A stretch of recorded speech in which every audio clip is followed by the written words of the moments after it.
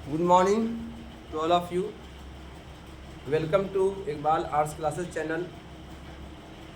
आज मैं आप लोगों के सामने भारत के इतिहास के उस हिस्से को हम लोग डिस्कस करेंगे जिसमें हम ये जानना चाहेंगे हम लोग कि भारत के जो प्राचीन इतिहास है उसकी जानकारी के स्रोत कौन कौन से हैं। चूँकि प्राचीन इतिहास में बहुत सारी चीज़ें ऐसी भी हैं जो हम लोगों को पता नहीं है, उसकी जानकारी कहाँ से मिली उसके बारे में आपके सामने हम लोग है ना डिस्कस करेंगे। तो इतिहासकारों के अनुसार भारतीय इतिहास की जानकारी के लिए सबसे पहले भारतीय इतिहास की जानकारी के लिए उसको 3 भागों में बांट दिया। पहला आपका है साहित्यिक स्रोत, दूसरा आपका है प्राकृतिक स्रोत और नंबर 3 है विदेशी यात्रियों का वृत्तांत। विदेशी यात्रियों का वृत्तांत, ये 3 स्रोत हैं जिससे हम भारतीय इतिहास की जानकारी को प्राप्त कर सकते हैं। जिसमें सबसे बड़ा स्रोत जो है वो साहित्यिक स्रोत। चूँकि पुस्तकें जो प्राचीन काल में लिखी गई उसमें से ज़्यादातर धार्मिक पुस्तकें हैं। अब धार्मिक पुस्तकें कौन कौन सी हैं? जैसे कि 4 वेद है ना, 4 वेद है, तो वेद भी एक इतिहास का हिस्सा है ना। वेदों में बहुत सारी जानकारियाँ मिलती हैं है ना। खास करके हिंदू धर्म के जो उस समय के जो रीति रिवाज थे तो वो सारी रीति रिवाजों को वे वेदों में वर्णन किया गया। इसके अलावा जो प्राचीन इतिहास में 2 एपिक है ना, एपिक जिसको महाकाव्य कहते हैं, महाभारत और रामायण, ये भी प्राचीन इतिहास की जानकारी देता है ना। इसके अलावा जो आपके हैं पुराण है, ठीक है, पुराण है ना। पुराण की संख्या कितनी है? पुराणों की संख्या 18 है ना।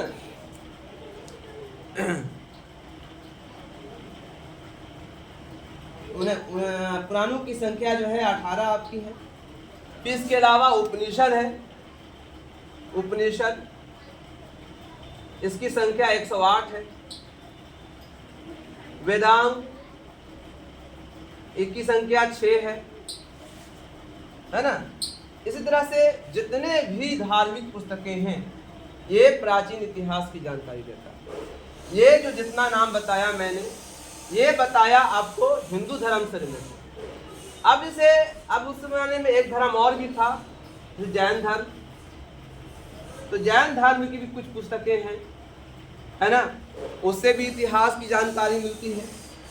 तो जैन धर्म से जो किताब है उसका नाम है आगम। क्या नाम है? आगम है ना। आगम द्वारा भी जानकारियां मिलती हैं। आगम है आपका, आगम में अंग है, अंग, प्राकीर्ण तो पुस्तक का नाम है, प्राकीर्ण, उपांग, ये सब पुस्तक का नाम है। तो जैन धर्म के बहुत सारी पुस्तकें हैं, उससे भी जानकारी हमें मिलती है प्राचीन इतिहास का। डिटेल जानना चाहेंगे, डिटेल पढ़ना है तो उस किताब में और भी हम बाद में करेंगे, क्योंकि डिटेल करेंगे तो बहुत बड़ा हो जाएगा। उसके बाद एक और धर्म है जिसको बोलते हैं हम लोग बौद्ध धर्म। तो बौद्ध धर्म के अंदर भी बहुत सारी पुस्तकें लिखी गई, खास करके त्रिपिटका। त्रिपिटका जो बहुत इम्पोर्टेंट है, ये भी भारतीय इतिहास की जानकारी देता है। तो जितनी भी धार्मिक पुस्तकें आपके सामने हैं ये भारतीय इतिहास की जानकारी देता है। इसके अलावा अब हो गया लौकिक पुस्तक। लौकिक मतलब जो दुनिया में लिखी गई, जो दुनिया के लिए है, वो धर्म से रिलेटेड नहीं है। लौकिक पुस्तकें 3 तरह की होती हैं। कुछ ऐतिहासिक होती हैं, कुछ जीवनी बताते हैं, लोगों की जीवनी, जैसे कि अब अशोक की जीवनी है तो उसके बारे में, जैसे कि बिंबिसार की जीवनी है तो उस राजा की जीवनी बताया जाता है। तो जीवनी का मतलब उस जमाने के समाज की जीवन बताया, समाज में क्या होता था। क्योंकि एक राजा के बारे में पढ़ा जा रहा है तो राजा के साथ साथ समाज को भी पढ़ा जा रहा है। तो जीवनी और साथ में कुछ जो है आपको और भी कुछ साहित्य है ना, जिसको हम लोग कह सकते हैं कि अर्ध धार्मिक हो गया। अर्ध का मतलब आधा, आधा धार्मिक है और आधा ऐतिहासिक है ना। तो इसको ऐसी भी पुस्तकें उस जमाने में लिखी गई और उसमें बहुत सारी पुस्तकें हैं। जैसे कि आपको कुछ ऐतिहासिक पुस्तक का नाम बता देता हूँ आपको, जैसे कि अर्थशास्त्र है ना, चाणक्य ने लिखा था, कौटिल्य ने। इसके अलावा राजतरंगिणी कल्हान ने लिखा था आपको, है ना। इसके अलावा जो है आपका मुद्राक्षस है ना, विशाखादत्त ने लिखा था आपको। अष्टाध्यायी पाणिनि ने लिखा था। महाभाष्य पतंजलि ने लिखा था, है ना। मालविका गिनिमित्रम कालिदास ने लिखा था। कालिदास की लिखी हुई 7 किताब है, जैसे मालविका गिनिमित्रम है, मेघदूतम है, अभिज्ञान शकुंतलम है ना, कुमार संभवम है। ऐसे बहुत सारी किताबें उन्होंने भी लिखी हैं कालिदास ने, जो प्राचीन इतिहास की जानकारी देता है। तो प्राचीन भारतीय इतिहास की जानकारी में साहित्यिक स्रोत भी है, ठीक है।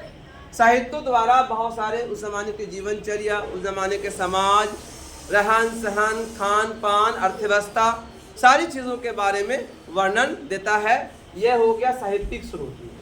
अब आइए आता दूसरे नंबर पे आता है पुरातात्विक स्रोत, है ना।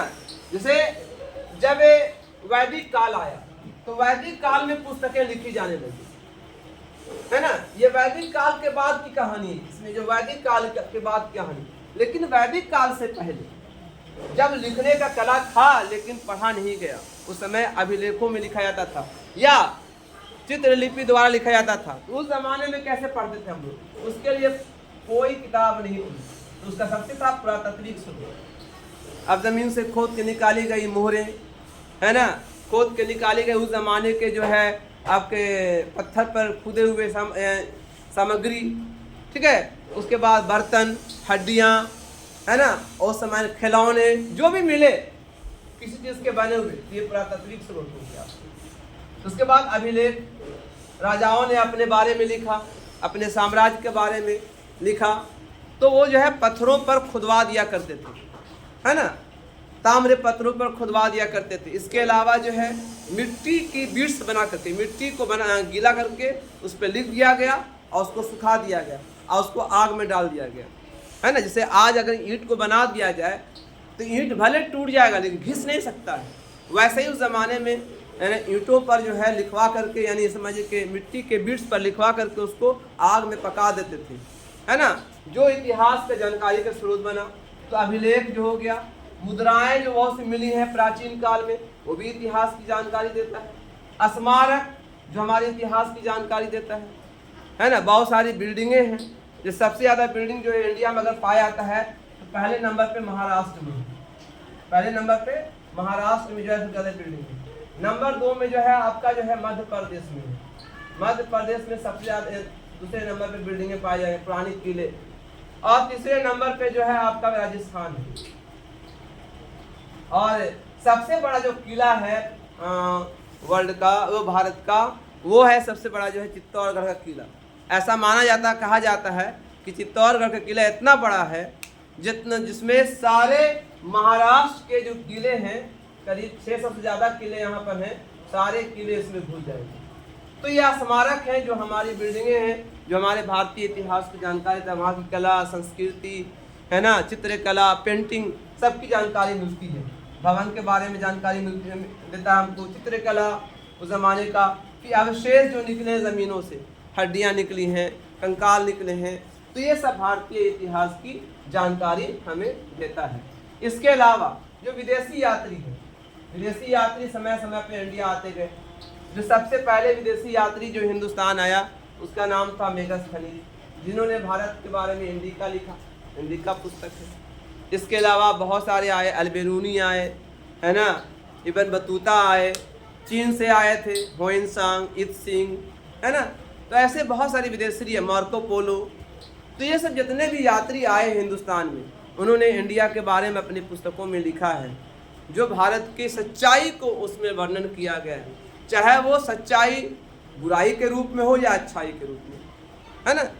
जैसे या उस ज़माने के कस्टम, रीति रिवाज, चाल चलन, जितने भी चीज़ें हैं, रहन सहन, खान पान, पहनावा, है ना, रीति रिवाज, जुबानें, सारी चीज़ की जानकारी जो है उन्होंने अपनी पुस्तकों में लिखा, जो भारतीय इतिहास की जानकारी देता है।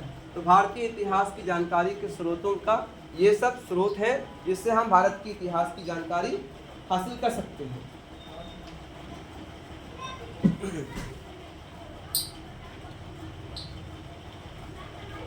तो इस तरह से है ना, आपके सामने कुछ नाम बता देते हैं। जैसे भारतीय यात्री कौन कौन आए थे भारत में, जैसे चीन से आए थे आपके फाहियान, ठीक है, होइनसांग, इत्सिंग।